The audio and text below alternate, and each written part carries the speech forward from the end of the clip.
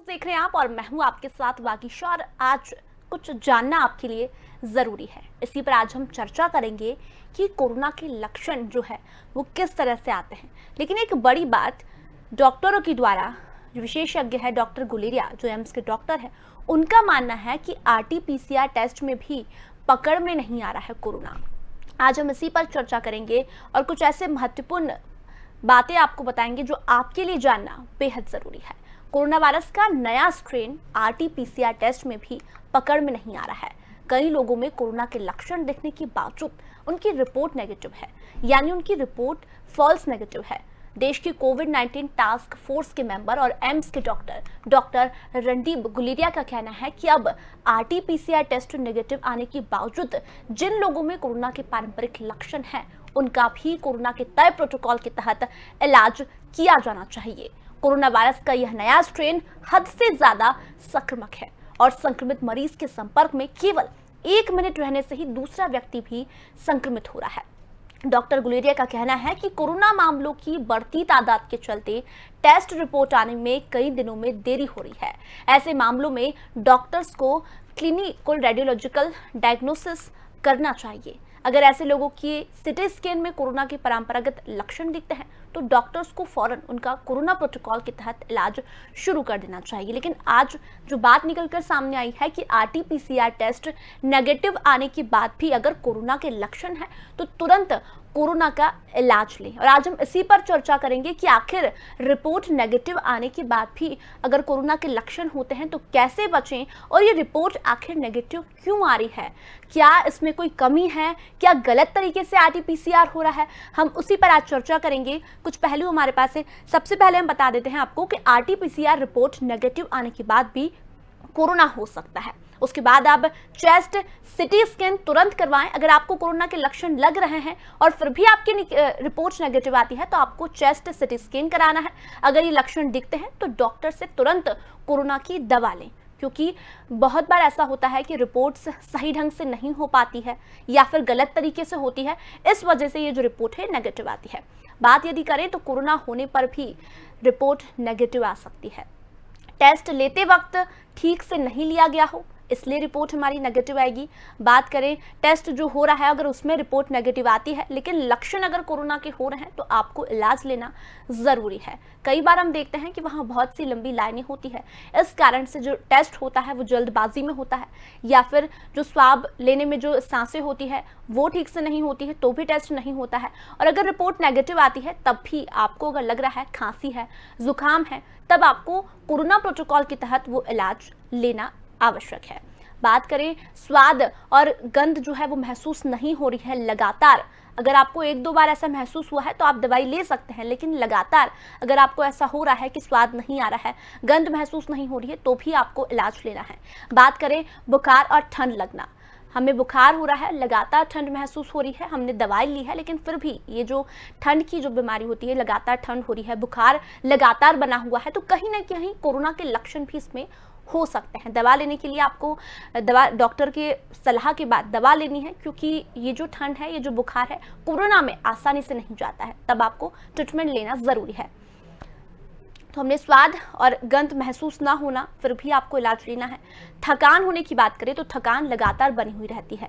हम कोरोना से उभर जाते हैं, 15 से 20 दिन आइसोलेट होते हैं, फिर लोग वापस अपने काम करने लगते हैं, लेकिन फिर भी थकान बनी हुई रहती है। तो ये भी एक बड़ा कारण हो सकता है कोरोना का। थकान होना और कमजोरी महसूस होना कोरोना का लक्षण हो सकता है। और कोरोना में हुई थकान और कमजोरी ज़्यादा दिन तक बनी हुई रहती है तो आपको ज़्यादा से ज़्यादा दिनों तक आराम करना ज़रूरी है। बात करें गले में खराश होना, कोरोना होने के बाद सूखी खांसी आती है। अगर बुखार के साथ लगातार सूखी खांसी हो रही है तो ये भी कोरोना के लक्षण है। अब बात करते हैं आरटी-पीसीआर की, जो हमने आपको बताया कि नेगेटिव आने के बाद भी आरटी-पीसीआर टेस्ट अगर नेगेटिव आती है तो भी आपको तमाम कोरोना के अगर लक्षण लग रहे हैं तो प्रोटोकॉल का पालन करना है।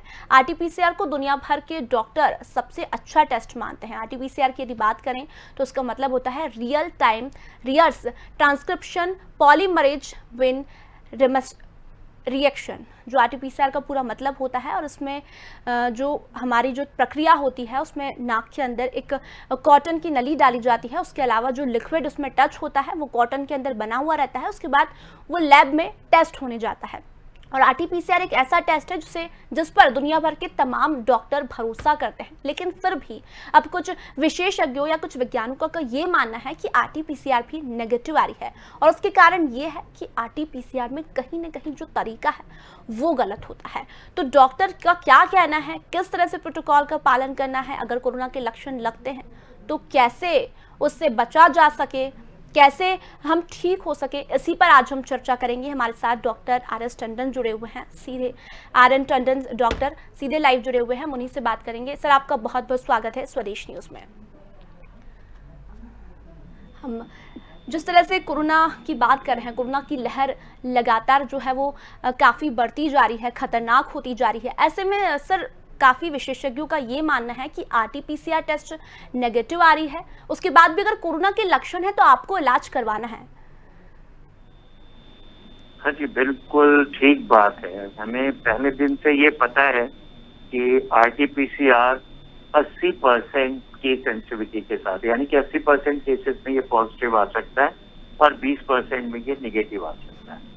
निगेटिव आने का मतलब ये नहीं है कि आप बिल्कुल कोरोना से मुक्त हो। हाँ, अगर आपको सिम्टम्स हो रहे हैं, परसिस्ट कर रहे हैं, पर दूसरा ये देखा जाता है कि कोरोना का जो टेस्ट आपने आरटीपीसीआर कराया अपने सिम्टम्स के साथ में किस दिन कराया। कई बार होता है कि आपने पहले दिन आपको सिम्टम हुआ, आपने जाके करा लिया, परंतु उसमें वो निगेटिव आता है और आपके सिम्टम्स परसिस्ट कर रहे हैं, यानी कि बुखार भी चल रहा है, गले में दर्द भी है, खांसी भी हो रही है और कमजोरी भी महसूस हो रही है, तो 5वें दिन अगर हम कराएं दोबारा तो ये कई बार पॉजिटिव हो जाता है। पर इसके बावजूद भी अगर निगेटिव टेस्ट आ रहा है और आपके जो सिम्टम्स हैं वो गड़बड़ हो रहे हैं तो आपको दिक्कत महसूस होगी।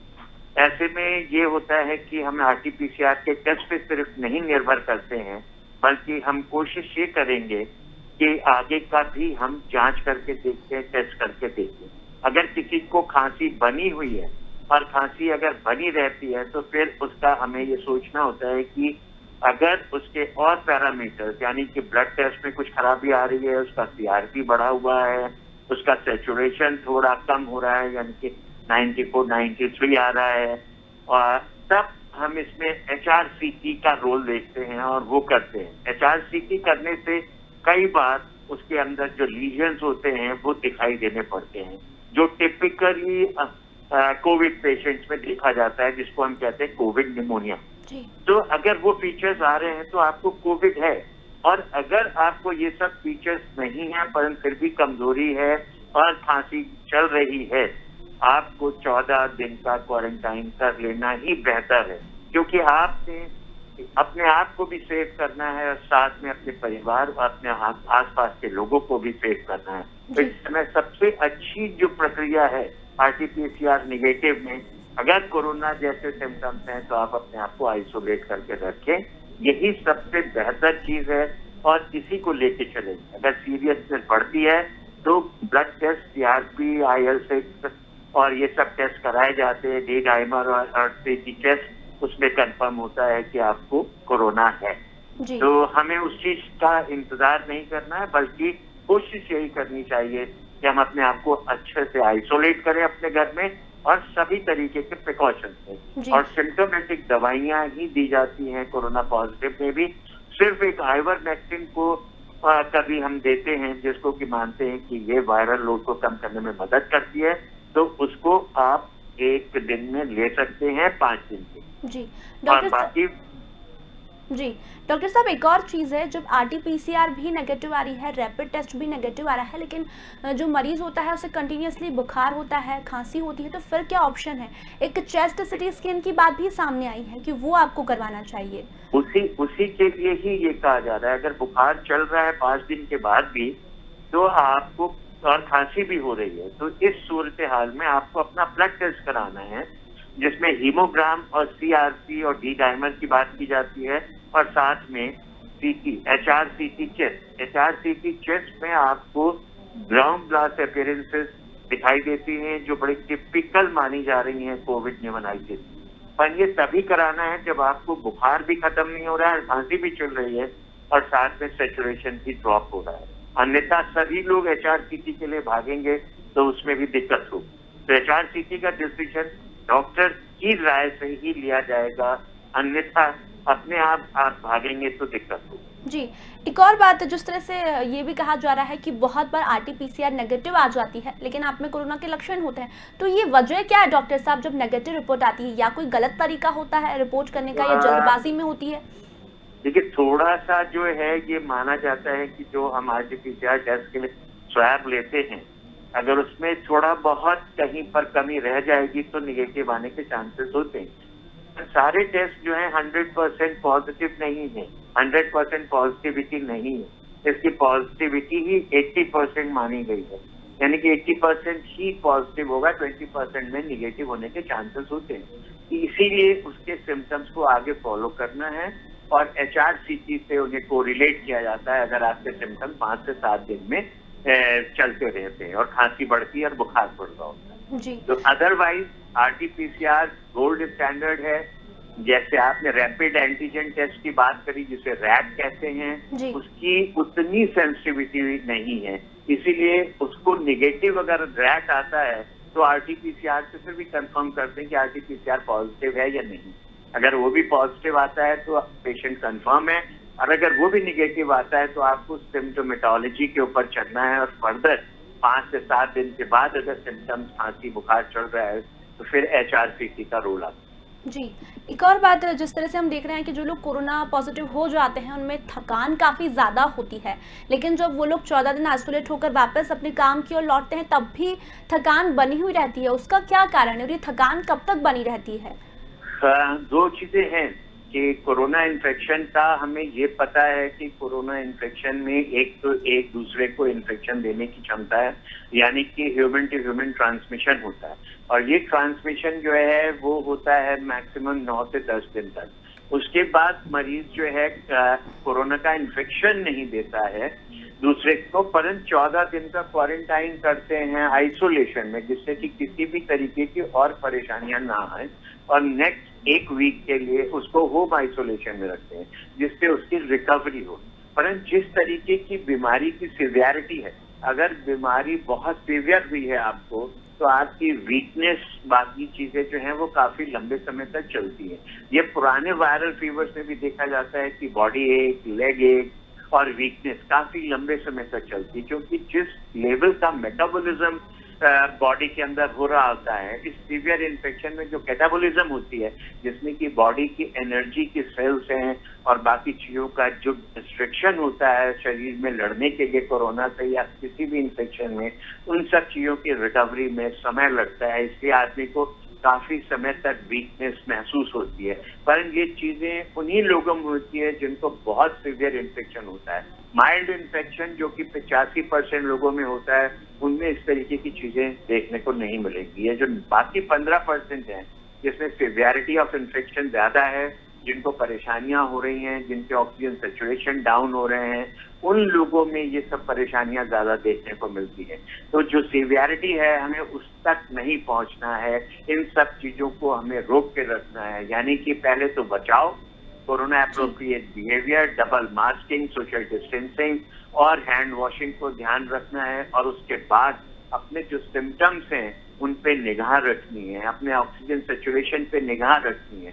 अगर आपका ऑक्सीजन सैचुरेशन 95-96 चल रहा है तो आपको तुरंत अपना 6 से 10 मिनट वॉक करने के बाद फिर से सैचुरेशन चेक करना चाहिए। अगर वो सैचुरेशन आपका 4% गिरता है, यानी कि 95 से 92, 93, 91 की तरफ जा रहा है, तब आपको और प्रिकॉशंस लेने हैं और डॉक्टर से कंसल्ट करना है, जिससे वो और दवाइयां आपको दे सकें और आपकी सीवियरिटी उस लेवल पे ना जाए कि आपको अस्पताल में भर्ती होना पड़े और ICU की जरूरत पड़े। तो अगर हम इन सब चीजों का ध्यान रखेंगे तो हमें पूरा विश्वास है कि हम इस कोरोना की लड़ाई में अपने आप को बचा सकते हैं, अपने रिश्तेदारों को बचा सकते हैं, अपने शहर को बचा सकते हैं, अपने देश को बचा सकते हैं। परंतु सपोर्ट हमें आप सबका चाहिए, हर एक नागरिक का सपोर्ट चाहिए है कोरोना एप्रोप्रिएट बिहेवियर को फॉलो करने का। और सबसे जरूरी है आज की तारीख में डबल मास्किंग, और बेकार अननेसेसरी प्रोग्राम्स ना अटेंड करें, और साथ में अब तो घर में भी मास्क पहन के रहें, क्योंकि जिस तरीके से ये एयरबॉर्न हो रहा है, हमारी रिक्वेस्ट सबसे यही होगी कि ज्यादातर लोग जो भी घर से बाहर जाते हैं और घर में आते हैं, उन सबको मास्क पहन के रखना है, और बाकी भी जो लोग घर में हैं वो भी मास्क पहन के रखेंगे। सिंपल मास्क ही पहन के रखें, परंतु मास्क ही एक असली वैक्सीन है। वैक्सीन आएगी, आपको लगेगी, उसका असर आएगा, उसके बावजूद भी आपको मास्क नहीं छोड़ना है। मास्क एक्चुअल वैक्सीन है। डॉक्टर साहब, बिल्कुल आपने कहा कि मास्क, लेकिन एक और बात, ये कंटिन्यू मास्क लगाना भी क्या घातक हो सकता है? क्योंकि हाँ, बहुत बार हम ऐसा देखते हैं कि जो लोग कंटिन्यू मास्क लगाते हैं उन्हें भी सांस की प्रॉब्लम होने लगती है। नहीं, दो चीजें हैं। मास्क लगाने की कंटिन्यूटी खराब होने की कोई बात नहीं होती है जी। चीज होती है कि हमें क्या करना है। हमें अपने आप को प्रोटेक्ट करना है, और प्रोटेक्ट करने के लिए सिर्फ यही है कि आप ध्यान रखिए अपना, और जिस तरह से आपको प्रिकॉशंस लेने हैं, प्रिवेंशन करना है, वो करना जरूरी है। मास्क से कोई सांस में तकलीफ नहीं होगी। मास्क से तकलीफ सिर्फ तभी होती है जब आपको कोई परेशानी हो रही होगी। मास्क को नहीं कह सकते हैं कि वो आपको सांस की तकलीफ कह रहा है। परेशानी होती है आपको सिर्फ तब जब आप मास्क को लगा रहे हैं और साथ में आपको कोई बीमारी हो रही है, चेस्ट में परेशानी आ रही है, तभी हो रही है। अदरवाइज मास्क को आप नहीं कहेंगे कि सांस की तकलीफ करो। अगर आपको वीडियो दिखाई दे रहा होगा तो मैं घर पे बैठा हूँ, पर मैंने मास्क लगा रखा है, डबल मास्किंग कर रखी है, क्योंकि मुझे पता है कि मैं जाऊंगा इधर से, किसी कोई आएगा घर में, तो उससे भी मुझे अपना बचाव रखना है। जी बिल्कुल। डॉक्टर साहब, एक और बात है, सैनिटाइजेशन की हमने बात की है, तो क्या हर 2 मिनट में सैनिटाइजेशन करना घातक हो सकता है, या फिर हम कर सकते हैं? क्योंकि हम लोग भी ऑफिस में काम करते हैं, तो हम हर 2-5 मिनट में अगर कोई व्यक्ति वहां से गुजरता है तो हम उसको सैनिटाइज करते हैं, लेकिन कई बार ये भी सुनने में आया है कि ज्यादा सैनिटाइज करना भी घातक है। नहीं, सैनिटाइजेशन का जो बेसिक प्रॉब्लम है, जो लोगों को महसूस होती है कि उससे उनके हाथों में रिएक्शन होती है और थोड़ी बहुत उन्हें परेशानी होती है, खुश्की, सूखापन आता है, तो उसके लिए डिफरेंट तरीके के सैनिटाइजर्स है। सैनिटाइजर यूज करने का सबसे बड़ा मकसद ये है कि आप बैठे हुए हैं, आप किसी से मिले हैं और कोई आपसे मिलने आया है, आप दूर से बैठ के उससे बात कर रहे हैं, तो उसके बाद आपको अपना हाथ धोने की जरूरत नहीं है या सैनिटाइज करने की जरूरत नहीं है। अगर आप अपनी सरफेस को बार बार टच कर रहे हैं या उसने आपको कुछ सामान दिया जिसे आप टच कर रहे हैं, तो उन सब सिचुएशंस में आपको सैनिटाइज करना है अपने हाथ को। और बेहतर ये रहता है कि साबुन पानी, अगर आप ऑफिस में हैं, साबुन पानी का इंतजाम है, तो साबुन पानी से अपने हाथों को धोएं 20 सेकेंड तक, तो वो ज्यादा आपको फायदा देगा। सैनिटाइजेशन तो जेब में सैनिटाइजर की बोतल रखी हुई है, आप कहीं जा रहे हो, आपने ट्रेवल किया और कहीं हाथ रखा है, तो आपको सैनिटाइज करना है। आपने कोई सामान खरीदा है तो आपने सैनिटाइज करना है। अन्यथा ये नहीं है कि आप कोई आपसे आया, आपसे मिल रहा है, तो आप अपना हाथ सैनिटाइज कर रहे हो। तभी करना है जब आपने उसको छुआ है। जी डॉक्टर साहब, एक और बात कही जा रही है कि जो कोरोना का नया स्ट्रेन आया उसमें पेट संबंधी शिकायतें भी हो रही है। पेट संबंधी जो समस्या आती है वो भी एक कोरोना का लक्षण है, एसिडिटी होना। हाँ जी, कोरोना का जो नया म्यूटेंट आया है वो अलग है, और ये जो परेशानी थी कि आपको लूज मोशन और वॉमिटिंग हो सकते हैं, ये पहले भी हो रहे थे, पर इस बार ये ज्यादा देखा जा रहा है कि पेट के ऊपर ज्यादा परेशानियां आ रही है। जैसे कि पिछली बार फेफड़ों में उतनी तकलीफ नहीं होती थी जितनी इस बार हो रही है, फेफड़ों की तकलीफ भी ज्यादा हो रही है। तो ये वायरस जहां तक पहुंचता है वहां जाके ये तकलीफ दे रहा है और परेशानियां कर रहा है। यहाँ देखा जा रहा है कि पेट दर्द, लूज मोशन और वोमिटिंग सब चीजें इस बार जो है ज्यादा देखने में आ रही है। इसलिए ये कहा जाता है कि किसी भी किस्म के कोई सिम्टम्स हैं आपको जो किसी बीमारी में फिट नहीं हो रहे हैं, तो आपको कोरोना अपना रूल आउट करना जरूरी है। जी बिल्कुल। और गले में खराश होना कंटिन्यूटी में, या फिर सूखी खांसी, इससे कैसे बचा जा सकता है, या फिर कब तक ये रहती है? अगर कोरोना के लक्षण हमें पता चल रहे हैं कि हमें लगातार सूखी खांसी हो रही है या फिर गले में खराश हो रही है।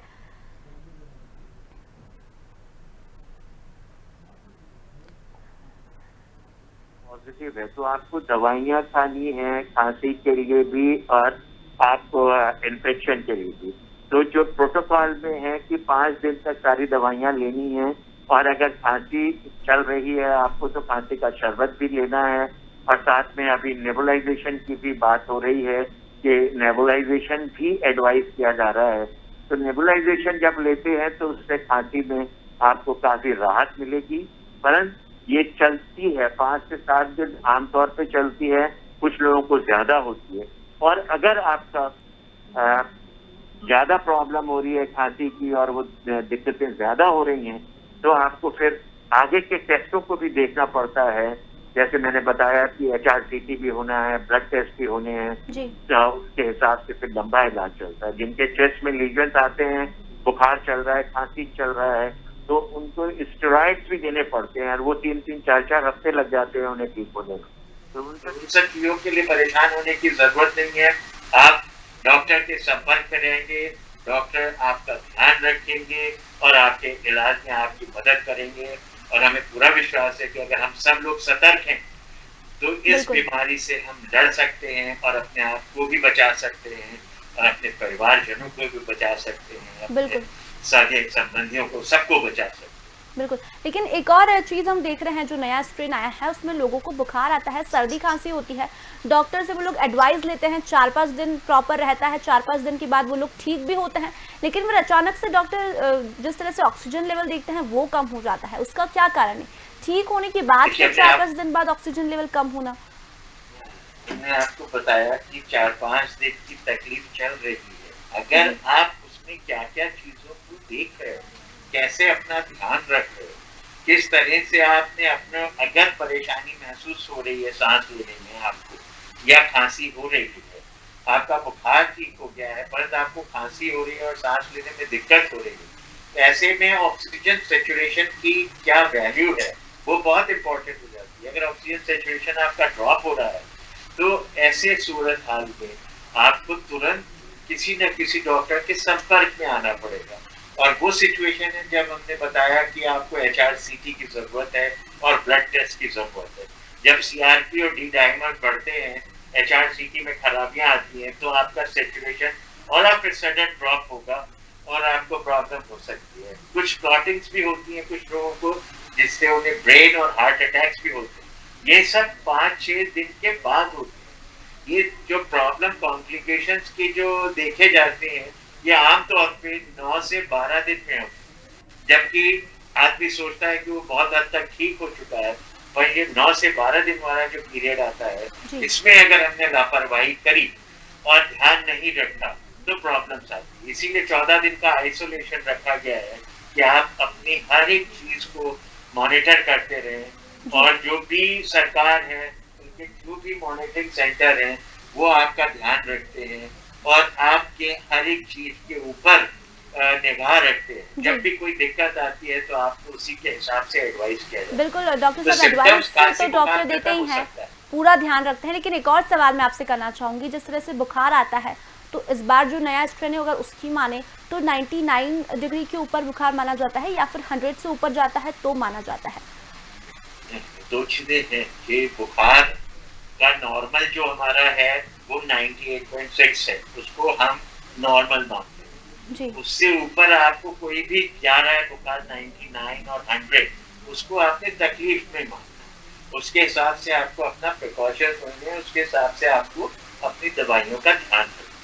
और अगर बुखार बढ़ रहा है तो वो सीवियरिटी की तरफ जा रहा है कि आपको सीवियर इन्फेक्शन हो रहा है। कई बार हल्का बुखार होता है, गले में खराश होती है, उसी में आपका टेस्ट होता है और पॉजिटिव आते हैं, पर आपका बुखार, अगर आपके शरीर में इम्यूनिटी अच्छी है, आपको कोई मॉर्बिड कंडीशन नहीं है, यानी कि ना तो डायबिटीज है, ना आप हार्ट पेशेंट है, ना आपको किसी तरीके की लंग्स की प्रॉब्लम है, ना ही आपकी एज ज्यादा है, तो आप उसका बुखार कम ही रहेगा और आप ठीक हो जाएंगे। पर जहाँ पर ये सब एसोसिएटेड प्रॉब्लम्स हैं वहां पर दिक्कतें बढ़ती है, बुखार भी बढ़ता है और बुखार बढ़ने का सबसे बड़ा कारण होता है लंग्स में इन्फेक्शन होना। इसीलिए आपको उस चीज का ध्यान रखना है। वॉक करने के बाद अपनी ऑक्सीजन सैचुरेशन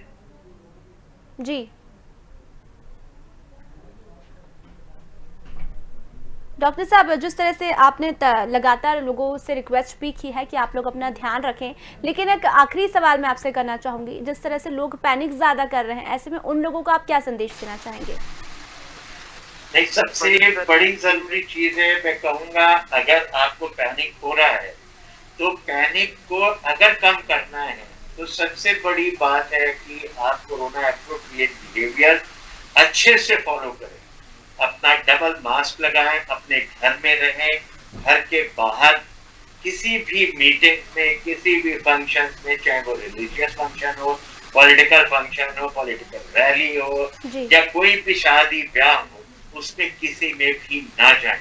तो पैनिक होने का सिर्फ एक यही सॉल्यूशन है कि आपका पैनिक होना बंद हो जाएगा अगर आप अपने आप को प्रोटेक्ट करो। बिल्कुल doctor. Prevention is the best treatment. जी। अगर आप ट्रीटमेंट के लिए परेशान हो गए तो आप पैनिक ही होते रहोगे, क्योंकि ऑक्सीजन की कमी है, नंबर मरीजों के बहुत बढ़ रहे हैं, 3,62,000 आज तक वर्ल्ड में कभी नहीं हुए, यहाँ हो रहे हैं।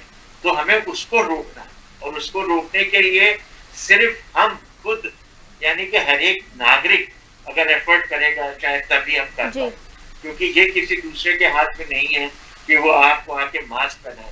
हाँ, हो सकता है फाइन लगाएंगे तो उससे आपको थोड़ा सा महसूस होगा, पर उसकी क्या जरूरत है?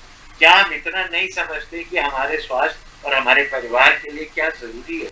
सिर्फ एक ही चीज जरूरी है, मास्क। बिल्कुल डॉक्टर साहब, ध्यान रखना, लोगों को सतर्क होना और पड़ेगा और पैनिक करने की जरूरत नहीं है, क्योंकि ऐसी सिचुएशन हम देख रहे हैं कि जो नई लहर आई है उसमें लोग पैनिक ज़्यादा हो रहे हैं। फिलहाल तमाम जानकारी के लिए और तमाम सवालों के जवाब देने के लिए बहुत बहुत धन्यवाद। तो हमने डॉक्टर RS टंडन से बात की, उन्होंने तमाम सवालों के जवाब दिए, और हमने आज RT-PCR टेस्ट की बात की, जिसमें कई बार रिपोर्ट तो नेगेटिव आ जाती है, लेकिन अगर आपको लक्षण लगते हैं तो आप लोग प्रॉपर इलाज करवाइए। हमने तमाम उन विषयों के बारे में आपको बताया जो लक्षण हैं कैसे होते हैं, सूखी खांसी हो, चाहे थकान हो, चाहे ठंड लगना हो, तो आप लोगों को सतर्क रहना होगा, इलाज सुनिश्चित करना होगा, प्रॉपर तरीके से इलाज करवाएं। अगर थोड़ा सा भी लक्षण लगता है या फिर तबीयत थोड़ी सी भी बिगड़ती है तो डॉक्टरों से एडवाइस ज़रूर लें। तो फिलहाल अभी के लिए इतना ही, जल्दी लौटेंगे, तब तक बने रहिए स्वदेश न्यूज़।